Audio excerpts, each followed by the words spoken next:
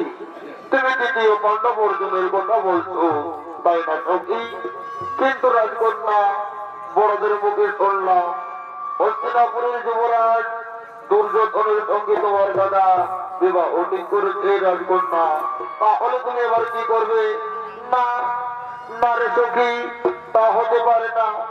আমি মনপ্রাণে, মনের অন্তরালে আমি যে দ্বিতীয় পাণ্ডব অর্জুনকে লুকিয়ে রেখেছি, আমি অর্জুনকে ছাড়া কাউকে বিবাহ করতে পারবো না রে সখী।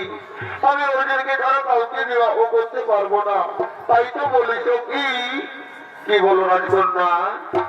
এই সঙ্গে একবার দেখা পেলে কি করবে সখী? সঙ্গে একবার দেখা পেলে ও, রাখিল আনন্দে সখী হৃদয় মাঝে সঙ্গে রাখিল